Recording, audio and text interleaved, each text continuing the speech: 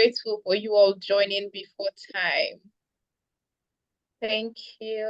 We'll give it a few minutes for everyone to settle down, connect their audios, and we are going to begin.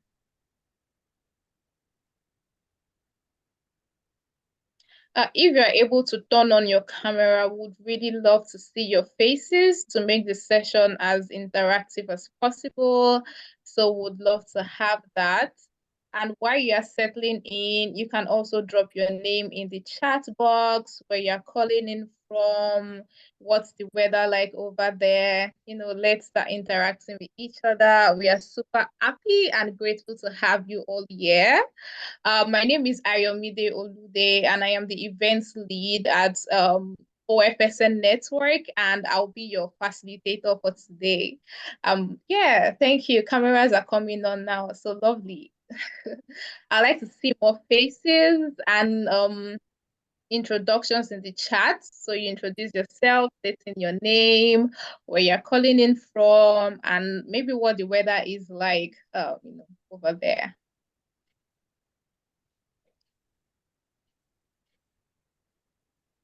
Welcome. I can see Raphael. I can see Victoria. I can see Jasper. I can see Caitlin. I can see Tibebo. Okay.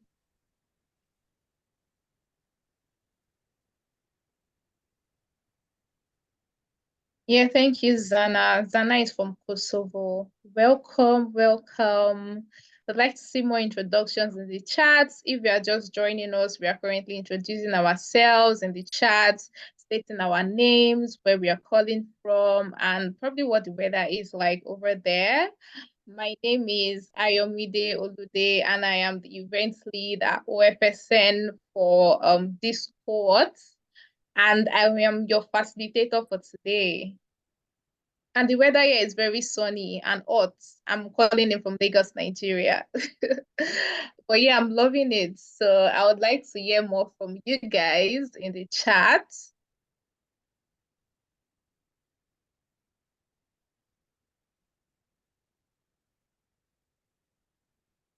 Yeah, thank you, Caitlin. Thank you, Zainab. I can see people are beginning to introduce themselves. I'd like to see more introductions.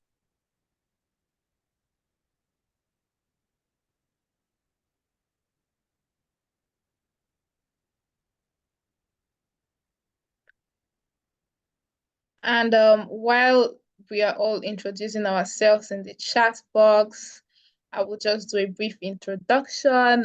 So I definitely, or you definitely know what meeting you are in today.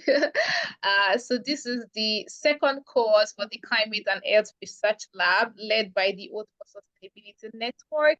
And the idea of this research lab is to bring young people from low and middle income countries, majorly from the global south, to explore research and talk about research around climate and mental health, affecting low and middle income countries currently. And we are super happy to have you all join this cohort. We are happy, we are grateful to have you all, interested in exploring this intersection.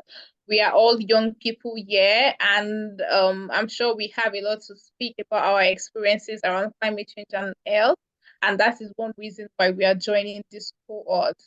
So we are super happy to have you here. If you're just joining us, kindly introduce yourself in the chat with your name, where you're calling in from, and probably the weather over there. My name is Ayomide Olude, and I am the events lead at OFSN Spring Court, and I am a facilitator for today.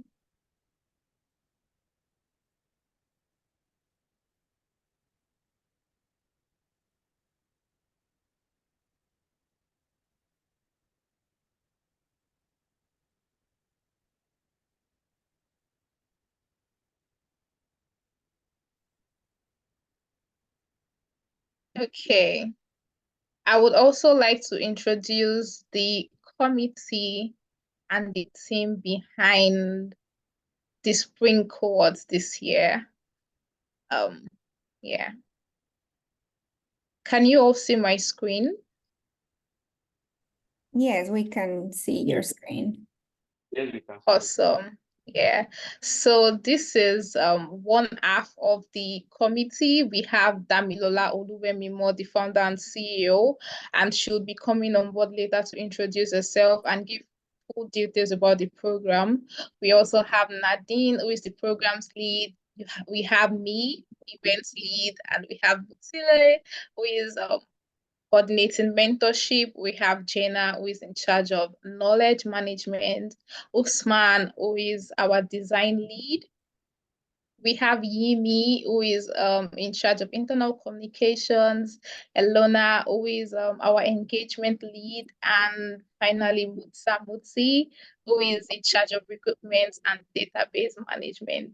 And we are all here on this call, super happy and grateful to have you all here. You'll be hearing from everybody, later on while in the call. Yeah, I can see more introductions in the chat. Thank you all for joining in.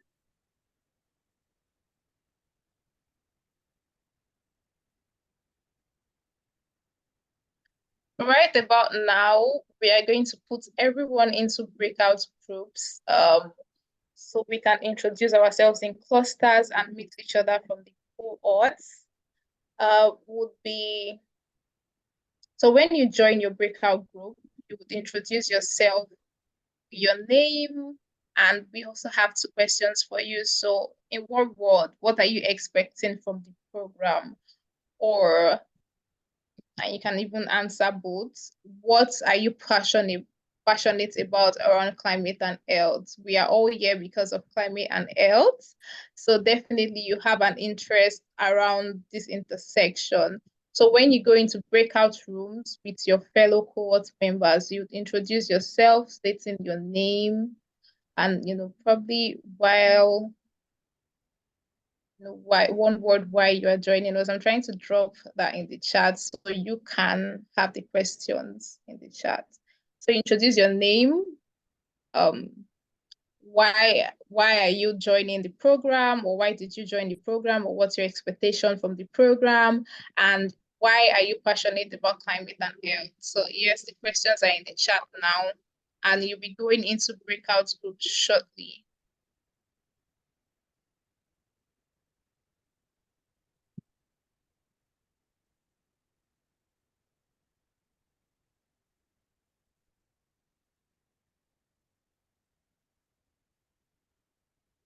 Yeah.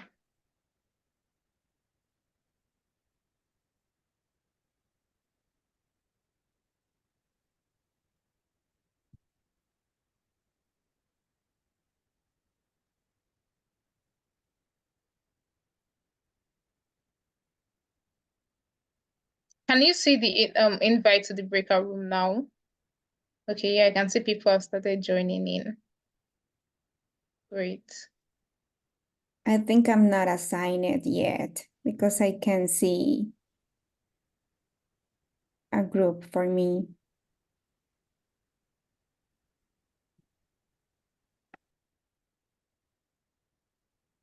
Okay. What about now? Can you see that? Not yet.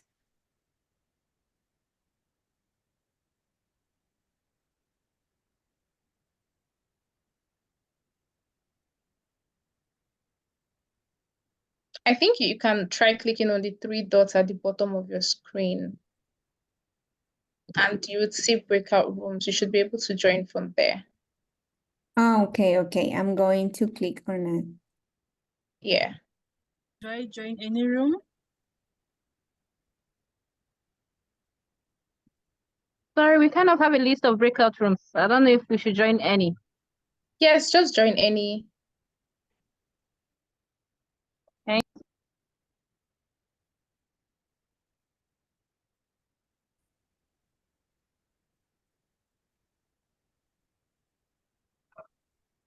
So when you get to your breakout room, you see the questions in the chat, just your name, what you're expecting from the program, or why you're interested in climate and health as a way to bond with your fellow cohort members.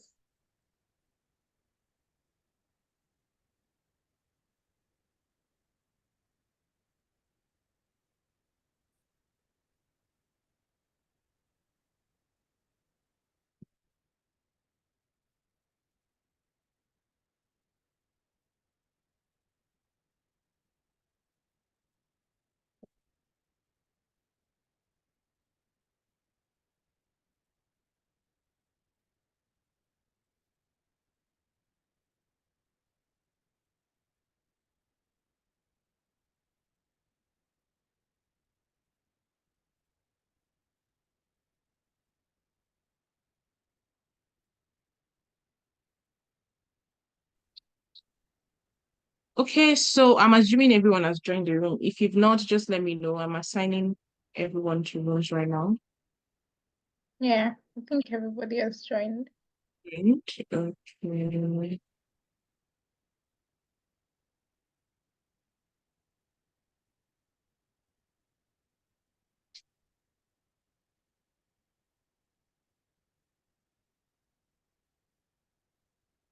Okay.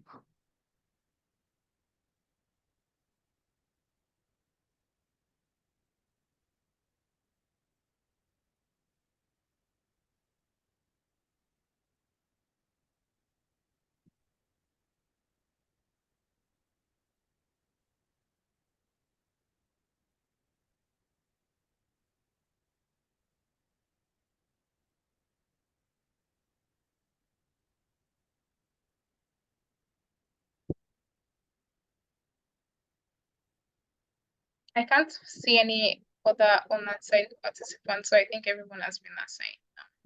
Yeah, they will be assigned.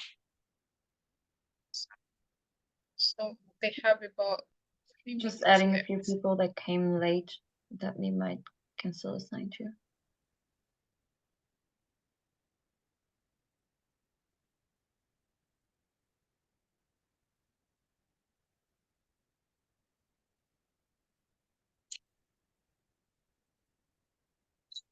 So room 5 has just 4 persons. So maybe we would assign anybody that comes again there. Yeah, I wonder why it popped as 6 groups instead of 10 though.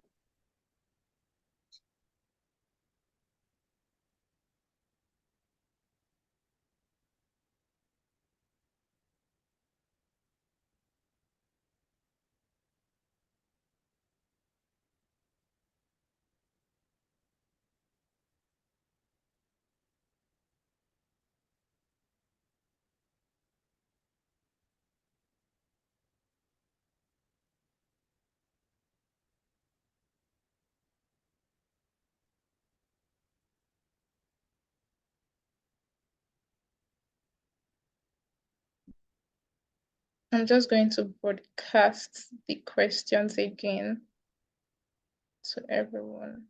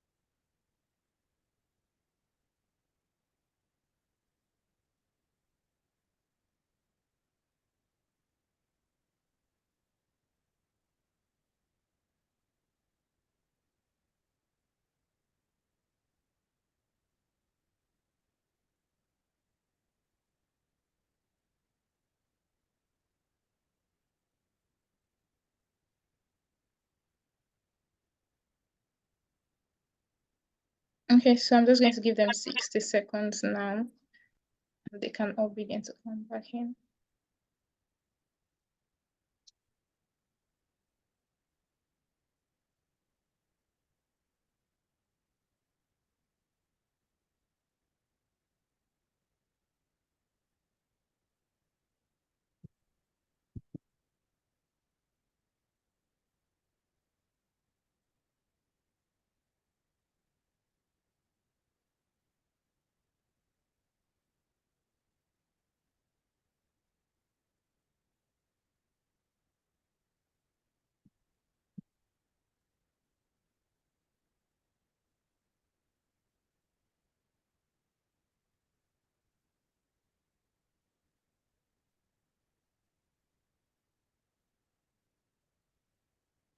Okay, welcome back. I hope you had enough time to bond with your fellow cohort mates, and if not, you can still always drop your responses in the chat, and we will still have continuous conversations. So you'll definitely meet people on the groups, and during our subsequent meetings, we'll also have breakouts like this where you can connect with each other. Yeah, welcome back. Give it a few for. Okay, yeah, I think everybody should be back in. All right, welcome back. If you're just joining, I was saying if you're not able to respond to the question, you can still drop your answer in the chat box. We'd really love to hear your thoughts. And this is also continuous, so you would have more time to connect with your cohort mates in subsequent meetings. Right about now, I'm going to hand over to the CEO OFSN Network, Damilola, and she's going to be taking us through why we are really here and what are the expectations. Yeah. Over to you, Dami. Everyone, am I clearly audible? Yeah, Yes, because you are. I just woke up here, so my voice is a little bit cracking. So good morning, good afternoon, good evening from wherever you might be joining us from. I'm really happy, glad, and inspired to be here again once again this morning. I'm having a little bit of, I'm trying to remember, and the last time we were able to do this and gather and admitted the very first cohort of the Oath for Sustainability Network Climate and Health Research Lab. So I'm just going to, start from where AY stopped, and she mentioned a word, and that word is why. So if we don't exactly know why we're here today, I don't think the program is going to be as effective as we wanted it to be. So we are here today because we have noticed the gap amongst the climate and health research between high-income countries and low-income countries. So it's very, very important for us to be able to bridge this gap so that the level of climate action in low and middle income countries can level up with the efforts and technologies and everything that they already have here in high-income countries. And the reason why we focused on youth is because 70% of youth all around the world now are already at the forefront of climate action. So there is no one else to actually lead the front in research other than youths. So I'm glad and I'm happy that we are able to set this up once again. You guys are welcome. You are the second cohort of the lab. We started last year, and when we started last year, we were able to bring in about 100 participants, which was really beautiful. And presently now, some of the participants have been, about five of the teams presently have submitted their manuscripts for research. We hope that in this cohort, we are going to have more teams be able to submit their manuscripts immediately after the 16-week mark. I'm going to leave it to Nadine to, take you further in the logistics and administration of how the lab is going to go. But before that, I want to share 3 major things with you. The first one is passion. The second one is resilience. The last one is hard work. These are the 3 major values that I've seen would get people far and get them to the end of this lab program, which is at the 16-week mark. I believe that everybody joining this program right now joined as a result of passion. If you were not passionate about climate change and health, there is nothing you should be doing here. But beyond the passion, you need resilience. We can quickly all get distracted with whatever things that we are also all involved in our lives, and we forget the reason why we are here. We can always quickly forget that we have a team that is relying on us to be able to pull our weight. And when you leave your team hanging, know that it's like a table. If you decide to remove one leg of the table will not stand properly. So you are going to be putting more force on the other people that are trying to hold the team steady. So be a team builder, be a team organizer, be a team supporter. Don't just leave your team hanging. When you have any form of reason why you cannot participate actively, quickly let your team know so that you will not be the one to affect the work that they've been building over time. And the last thing is artwork. We all know that, you know, most researchers that you will see that would have been that has very high index that have published, you know, so many papers, they did not just get there by copying and pasting.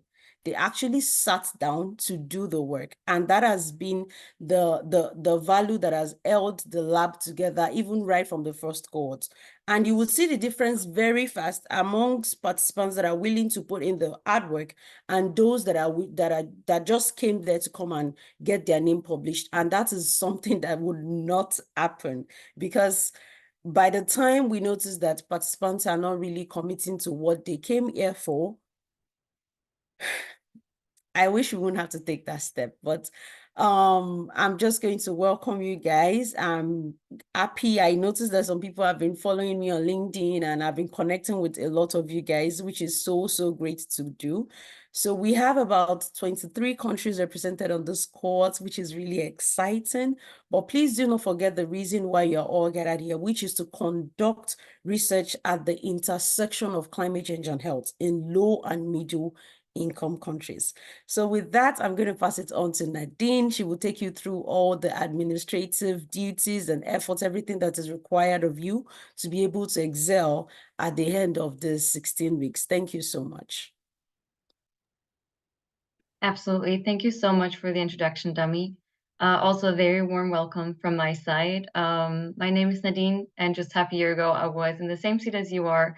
I was a participant in the last cohort, and today I'm joining you as the program lead for this year's cohort. I'm based in Germany. I'm from Germany, based in Paris. The weather's horrible here, raining all day. Just to add this, because I didn't write in the chat yet. And as Demi said, I'm just going to guide you real quick through some of the main points from the organizational perspective, so you know what to expect. And I'm just going to show you the handbook for that purpose, which you will also receive very shortly. So all of this information will be shared with you later on. So starting with today's meeting, we're entering this 16-week period up to the finalization of the program on the 24th of June this year. The goals are, as Demi just said, is to train your research skills, to publish in journals, and to learn how to do that, but also to build those intercultural connections amongst each other, with this overall aim of that's like uniting all of us here, that we want to help close the research gap between low and middle income countries and the global north that has published quite a bit on this already. From the scope of operation, you all have been assigned to different teams. This basically means that by these teams, by these 9 different areas, you're already having a specific focus or angle you're taking towards the field of climate and health. However, of course, those are very broad topics. So your next step will be, once you get in touch with your teammates and start working together, to find the specific research topic you want to work on within those broad topics. And I guess it's self-evident, but we do want to highlight it's very important that all of the team members are contributing to that decision-making of what topic you want to work on. We have many countries represented here, so you might want to think about what geographical scope you want to apply.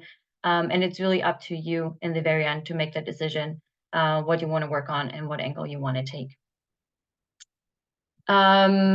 Second would be that there should be definitely that you will have to attend the every 2 weeks meetings for the research trainings. This is what we're setting in place for you to have the greatest benefit from this program, to get that input about different research methods, about publishing. So you'll be attending those meetings. If there will ever be a time conflict within your other responsibilities, please reach out to us, to the committee members, to discuss any conflicts in time if anything comes up along the way. The outcome of the whole program, so after those 16 weeks, every team is expected to have finished a publishable manuscript, and ideally that this will also be turned in for publication. Every team member that was active throughout the whole time will also receive a certificate, and there will be an alumni group to foster that interdisciplinary and intercultural connection that we have been building up here over the following 16 weeks. And we will host a virtual summit at the very end to give each of you the stage to present the work that you have been conducting over the whole time. And just to finish off, of course, there come some requirements along with that commitment of you to join this program, which is mostly that you're expected to attend all the meetings, that you're expected to just have a respectful way of working together, which includes the personal respect, the consideration of the diversity we have in this room, but also regarding timelines and following up on the duties that you were assigned for. Since this is all, of course, on top of your existing commitments, please be aware that it's always a good habit to share the administrative duties that come up to help scheduling meetings, etc., and keep the Google Drive alive. And all of these aspects are shared duties in all of the teams.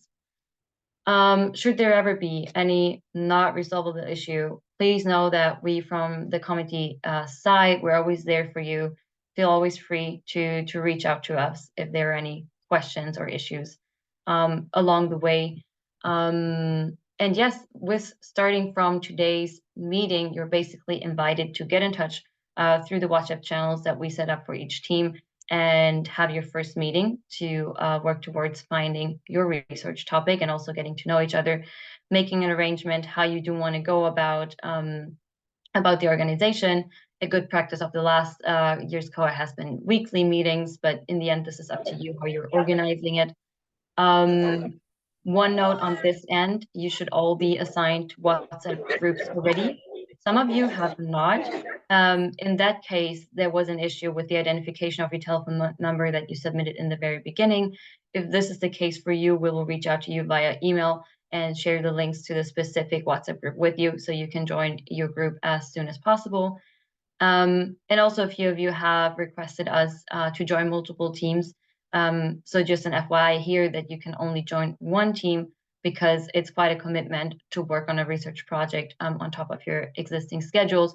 So we want to make sure that you have the time for that. So you'll only be joining one team. At the very end of the handbook, you can also see just this little overview that we're also sharing in the beginning, that you know who we are. And as said, you will get this handbook very soon. So you can always look up these things. And with this, I'm handing over back to our host of today. Thank you so much, Nadine and Dami. Now we'll just open it briefly for questions. So if you have any questions around what Nadine has said, or you just want to drop generally for the group, you can drop that in the chat or request to unmute. We'll take about 2 people because of our time, and we'll move on to the next session.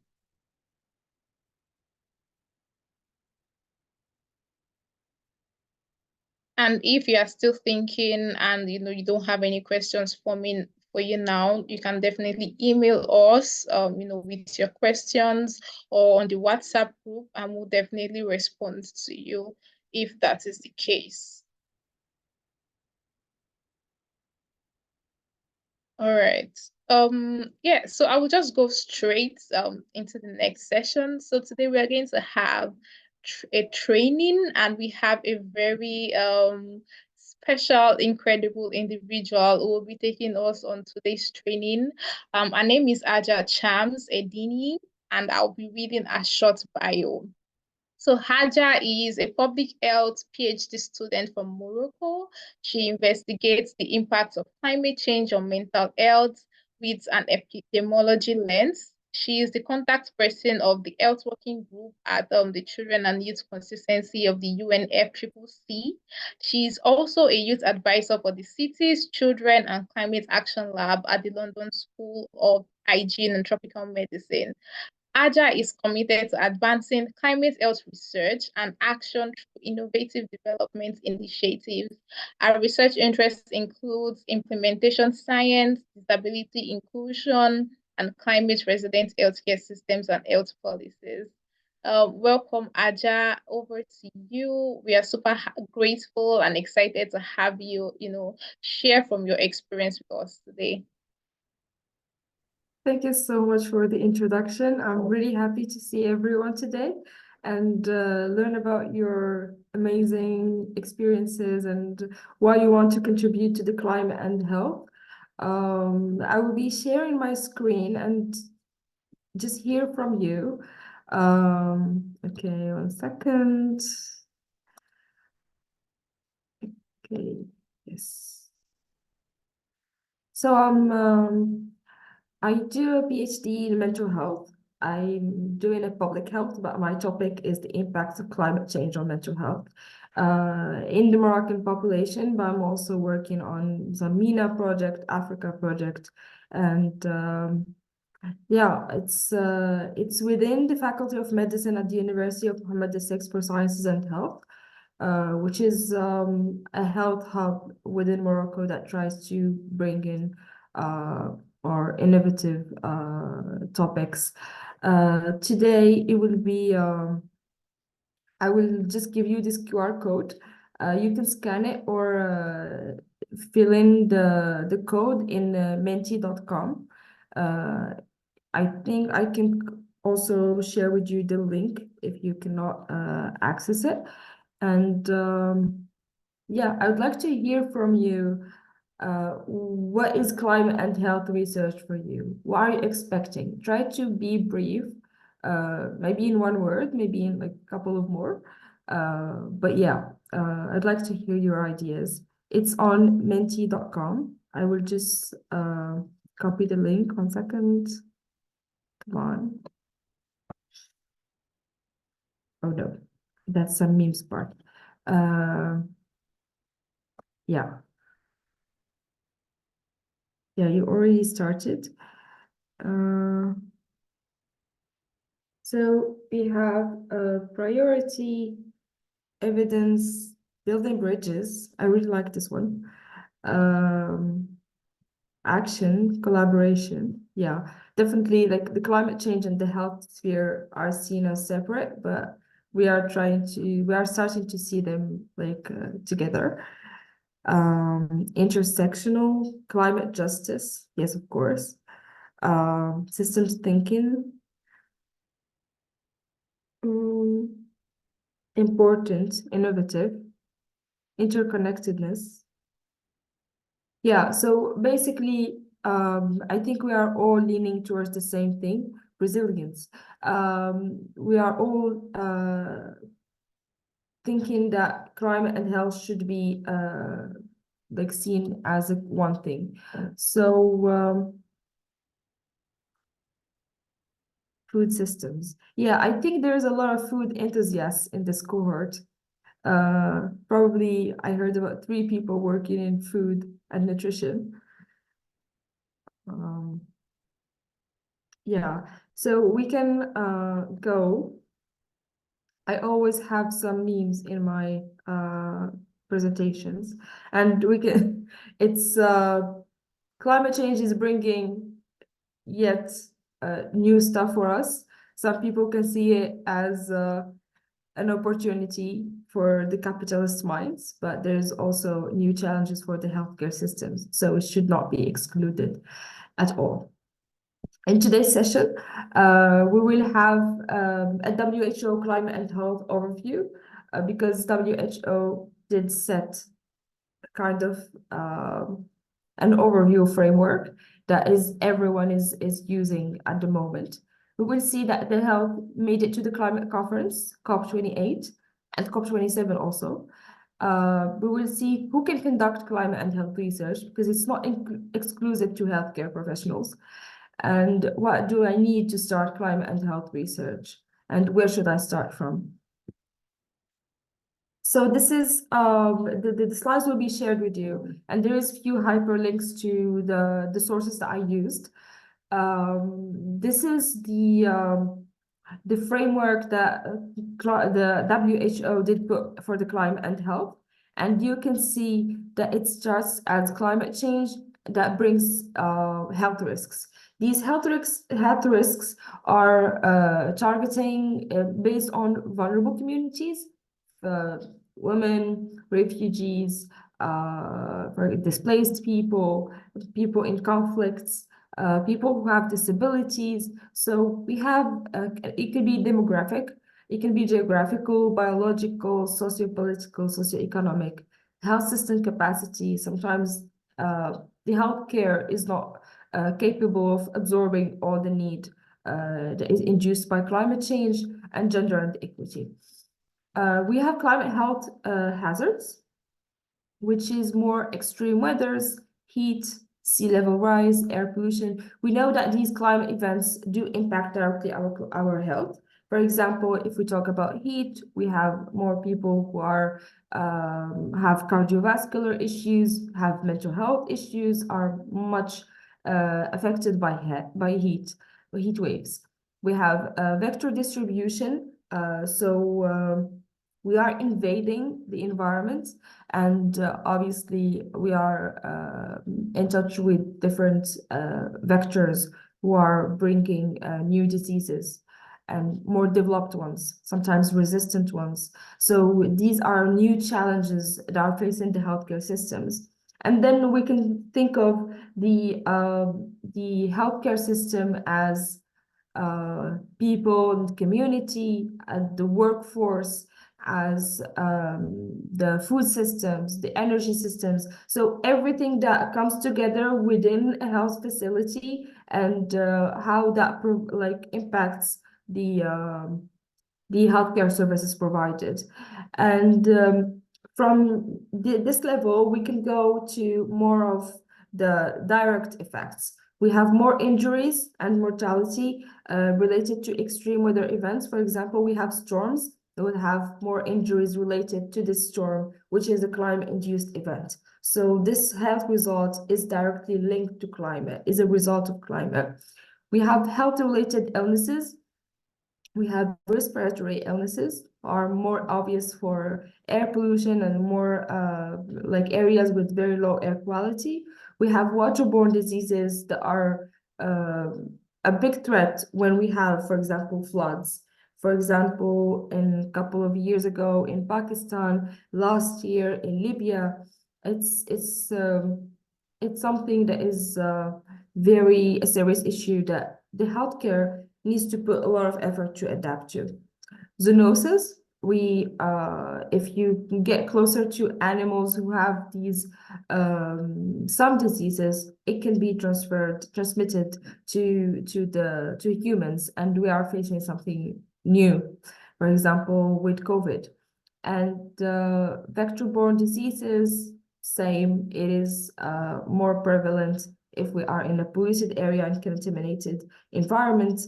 Malnutrition and food systems, it is very obvious and very, very much impacted. For example, with heat waves, it will be directly affecting crops, and that is affecting the nutrition and the food security for communities. We have non-communicable diseases. They are also impacted. We have more spread, and we can hence the healthcare systems are putting a lot of efforts in NCDs, but with climate change, it is becoming more complicated. We have mental and psychosocial health. If I could start in this one, I will never stop, because that's exactly my research. But heat waves, water scarcity, and air pollution, for example, are affecting directly our mental health. And not only thinking of the emergent conditions as WHO names them, eco-anxiety, eco-depression, solastalgia, which is like grieving the loss of land, and these new words, it's actually exacerbating depression, bipolar disorder, schizophrenia, suicide based on climate events. And so it's affecting physical and mental health with different populations, and it's just widening the gaps and the disparities in the healthcare system. And finally, the health system facilities, the establishments themselves, are impacted by the climate events. I think this was like an overview of climate change. You can see that it's coming from infrastructure, from mental health, physical health, in different environments, in different settings that can come in conflict areas or in with an extreme event, disaster that happens. So yeah, like this main importance, it just brought that the climate and health should be discussed and should be raised. In COP27 in Egypt, we had WHO pavilion, which was the space where health was discussed with the lens of climate change. And there we can see that there is more people, healthcare providers who are interested in climate change, but also climate change specialists who are interested in the healthcare system. And for COP28, it became more clear that it's becoming a priority. So we had the UAE COP28 Climate and Health Declaration, which was signed by more than 140 countries. I think now it's becoming more because that was a number from a month and a half ago. But it is a declaration. It's kind of a statement, but it's not really legally binding anyone. And that is something that countries should work on. We had the first health day and health ministerial meeting. Health ministers are finally in the climate sphere and they're not like separated. And we are raising here that climate change is an issue of all sectors and not only for the environment ministries. We had a high representation of health professionals, and it was an opportunity launched by the UAE presidency and Wellcome Trust and other organizations. I think Rockefeller also participated in that, and they had a climate and health initiative, which was a small grant funding projects about climate and health. And finally, it was a publication of the guiding principles for financing climate and health solutions. And that shows that we are finally in a period where we want to finance climate and health projects. We want to finance research and we want to make something changing. I'm very aware and I want you to highlight this, like to give this such an important. Health is not discussed yet in the negotiations rooms. And that is the main important place in the climate conference. So it is time to do climate and health research. And climate and health research is not exclusive for healthcare providers or medical profiles. It can be in epidemiology with the social sciences lens. You can be in public health.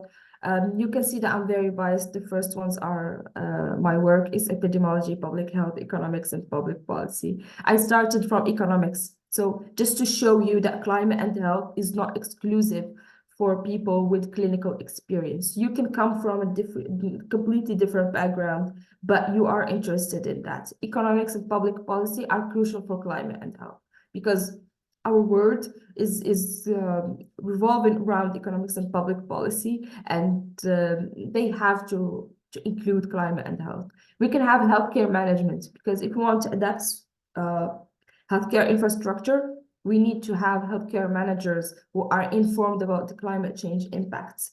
You can have people who are informatics, bioinformatics, statistics. So people are more comfortable with AI tools, with softwares, with the tech tools, and that can be bring in much more development and innovation to the field.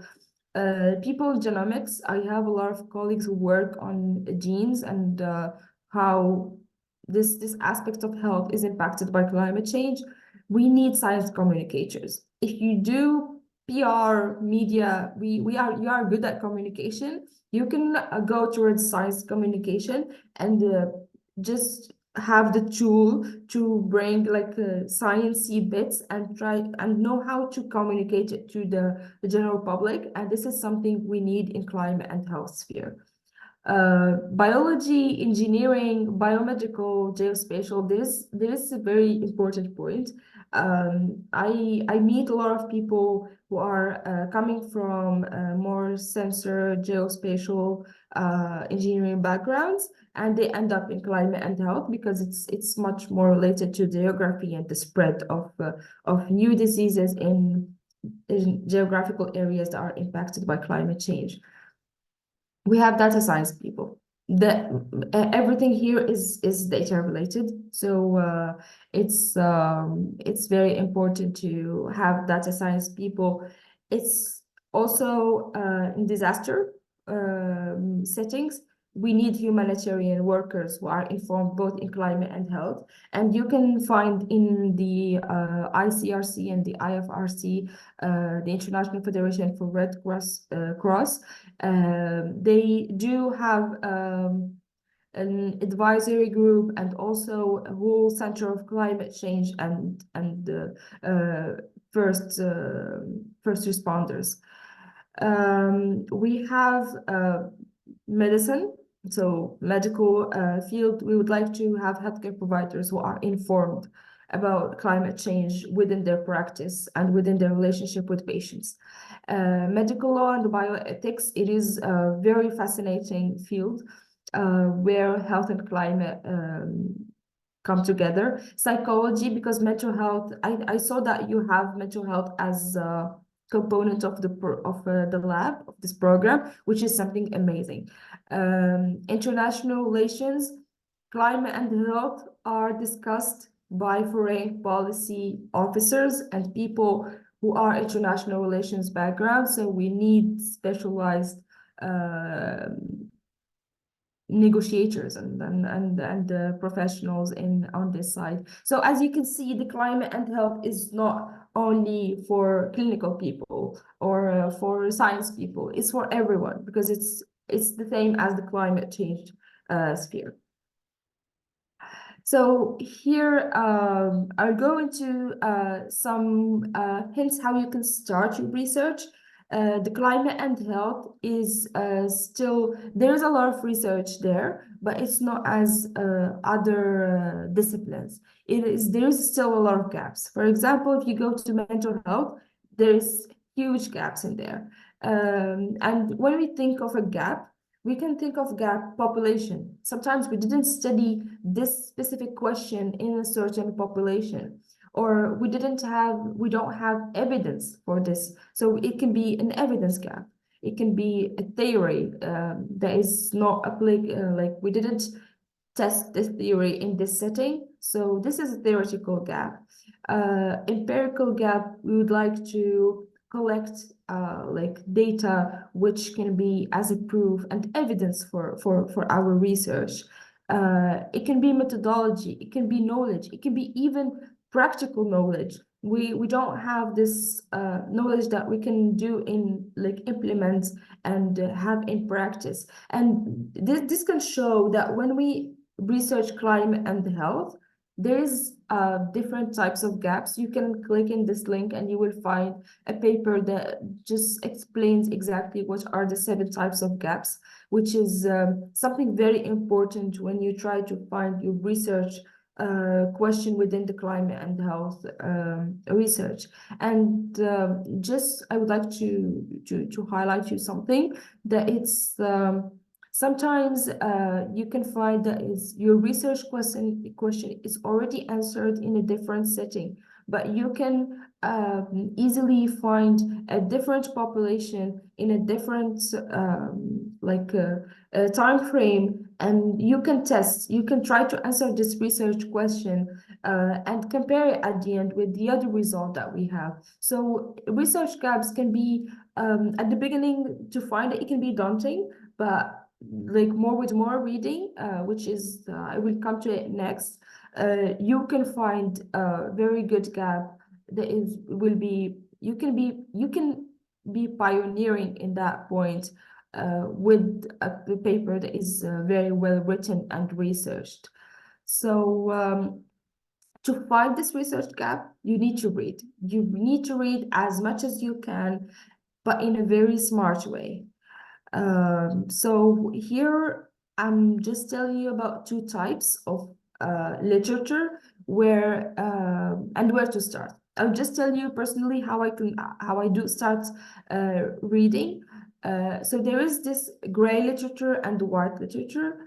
The gray literature is more of those easy, much non-scientific pieces, who are more technical reports, can be policy documents, can be just a data set, can be clinical trials. Sometimes people publish a case, one clinical case, and it is a paper, and that is not really a scientific paper that is much heavy in content, but it can give you guidelines. It can raise questions in your mind based on the topic you are trying to discuss. And personally, when I'm trying to do a climate and health research in a topic I never discovered before, I just go to key organizations. I go to WHO. They do have a climate and health department, which produces policy briefs, reports on their website. Wellcome Trust are also climate and health, because they do work. Wellcome Trust, if you don't know it, it's a huge organization. I think it is the biggest organization after the Bill Gates and Melinda Foundation. And they do work on mental health, on infectious diseases, and on climate and health. So they do have quite a lot of work, and they do allocate a lot of resources in the climate and health research. And so I use their reports to just have like an overview, general idea. Also for global and climate and health alliance. So the GCHA, they do work on climate and health, and they do have like a piece of blogs, of articles, of reports on that. Lancet Countdown is an amazing report on climate and health. They do have an annual report, and they touch base on every aspect of climate and health. So if you want to see what is the latest work, you can go there. It is much easier. You can find it quickly, and then you can go to the heavier literature and books to do your research. And these things can help you identify which is a priority and where is a gap of research. Also, there is Healthcare Without Harm, which is an organization that I really like their philosophy. They are trying to transfer healthcare systems and healthcare infrastructure into climate-friendly and climate-resilient based on the do no harm principle in the medical practice. These are some key organizations that I know work on climate and health, and they are very present in the sphere, and they can be a good start.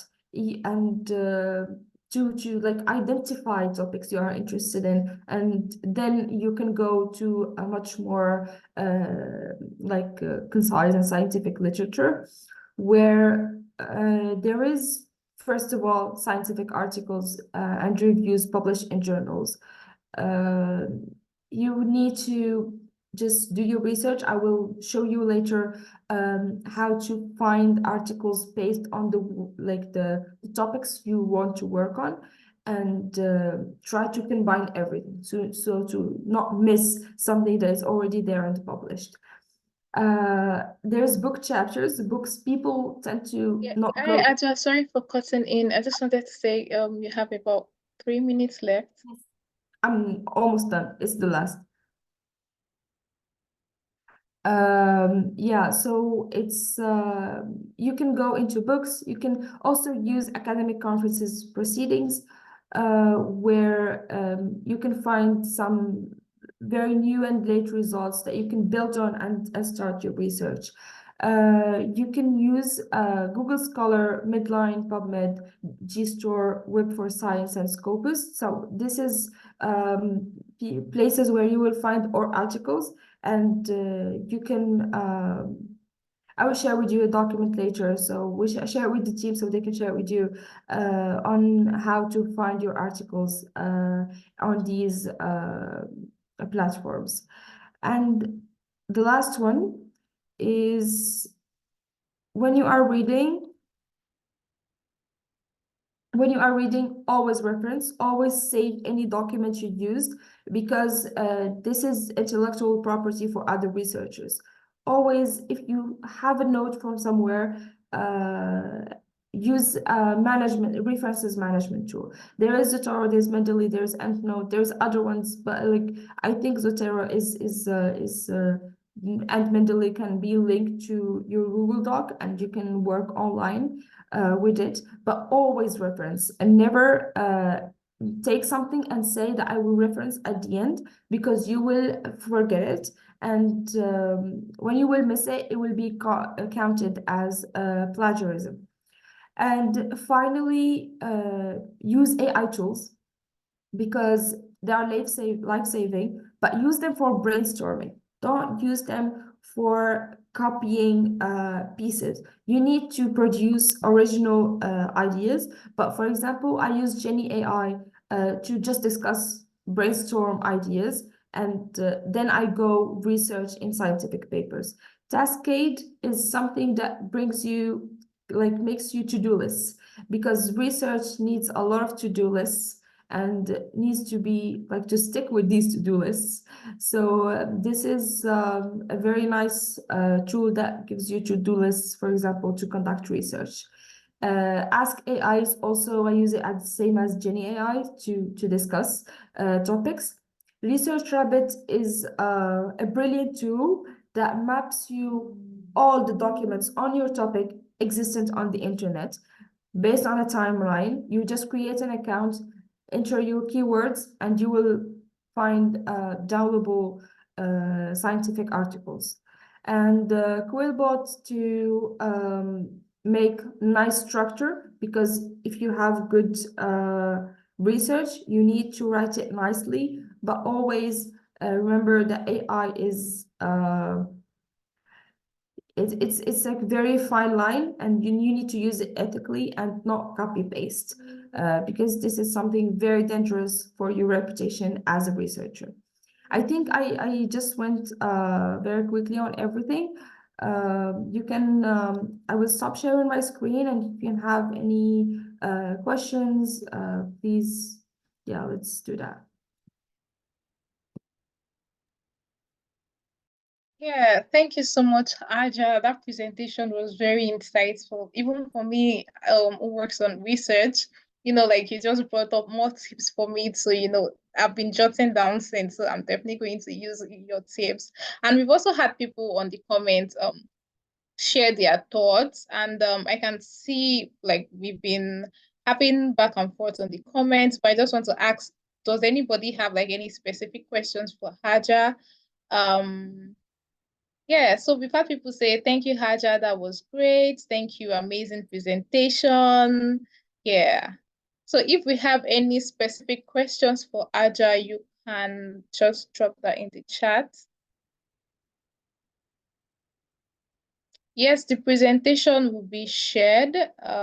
So, you can always go through and use it side by side with, your research work. I think Hajar has really introduced, like she really broke down an introduction to research, and now you can go about it, even giving us AI tools and all of that you can use, which is very helpful.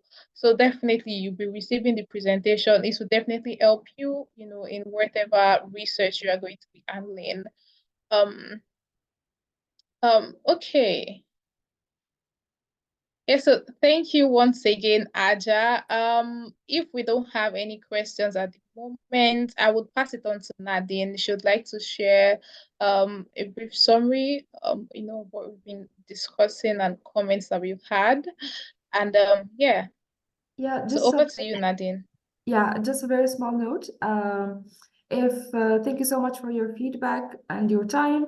If anyone has like a question, even after the session, I will try to send more resources to the team, but also don't hesitate to, maybe I will share in my email, and you can find me on LinkedIn, and I will be happy to answer your questions later on. Yeah, and that's it. Yeah, thank you so much.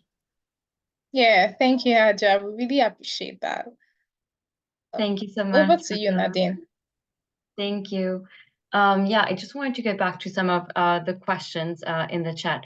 So first of all, maybe regarding the outline of the program, once you receive the handbook, you also see the weekly breakdown of which training session will happen at what time. So they're really aligned with the research schedule, basically.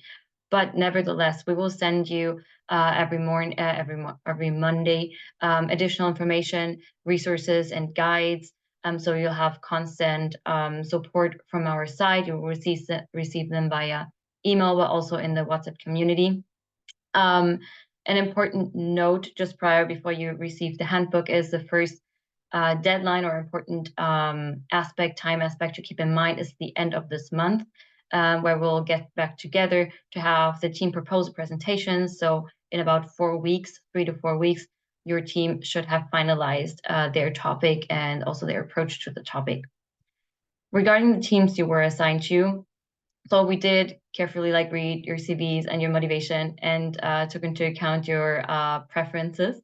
And that paired with trying to find a balance, obviously, between the teams. So you also have a sufficient amount to be a workable team. This is how we assigned the different team members. So we really hope that you can find yourself in line with the team, with the topic areas that you're assigned to. If it doesn't match, if it didn't happen to be your first preference, we truly invite you to think as this as a learning opportunity to see, to get insights into a field you have not had previous exposure to. There are amazing people in this cohort. So I'm very sure that whatever area you're assigned on, you'll have very enriching and interesting research experiences along the way. And finally, about the WhatsApp groups. So we have added everybody that we were able to find on WhatsApp through the numbers you shared with us. However, for some people, we were not able to find them. So thank you for everybody that has just put their number in the direct message in the chat. So we'll just go back to that after the meeting and add you.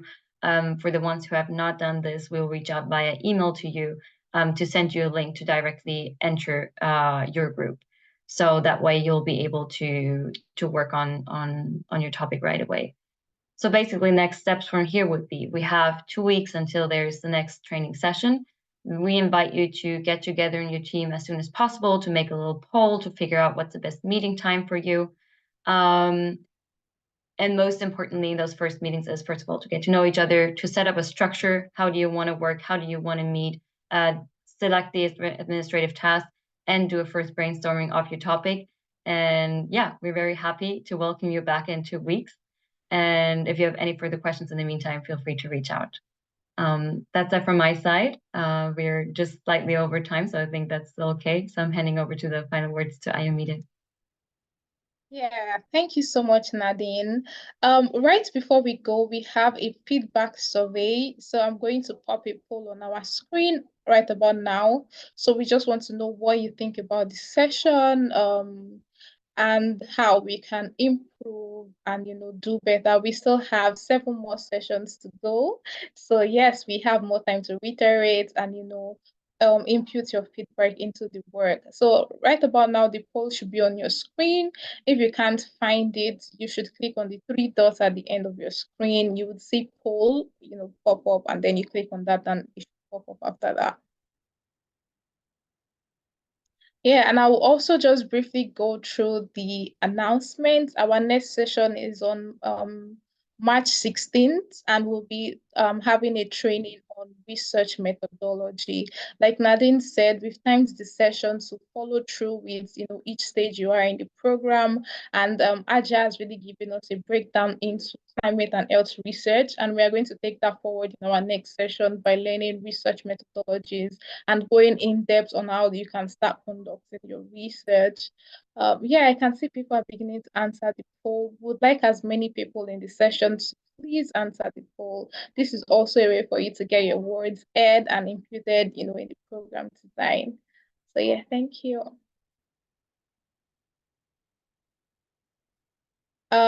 Yeah, and finally, while the poll is going on, we'll also like to take a photo of everyone. So I would really ask you all, if possible, to turn on your cameras so we can have like a screenshot of the group.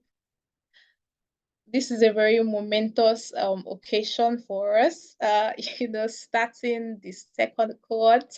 And yeah, we would like to have something to reflect and to mark the day. So while the poll is going on, if you can turn on your cameras so we can take, a final screenshot of everyone while we're on the call. Thank you. I can see people are beginning to turn on their cameras, and I'm really happy seeing your faces. Yeah. Super exciting. Oh wow, this is good. Yes, so can we all smile now? We are going to do this 3 times because we have like multiple screens. So if you can just get ready and smile, I'm going to take the first round of screenshots. Amazing. Beautiful faces.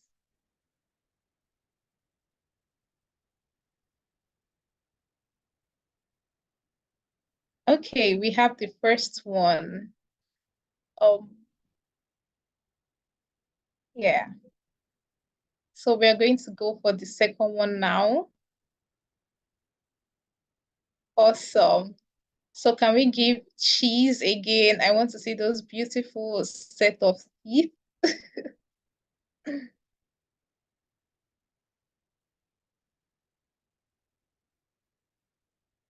Awesome. We have the second one done now. Thank you all so much. Really appreciate you all taking the time to be a part of this. And like Nadine said, you'll be receiving an email on Monday with further details and resources. So just ensure to stay connected on your group. Try to start, meeting each other and probably brainstorming on your research questions. And then we'll see again in 2 weeks where we are going to learn more on research methodology. We are 9 minutes past our time, so I'm going to let everyone go now. Have a good rest of the day. Thank you all so much for being here. Goodbye. Thank you. Bye, everyone. Bye. Goodbye. Bye. Bye, everyone. Bye. Bye.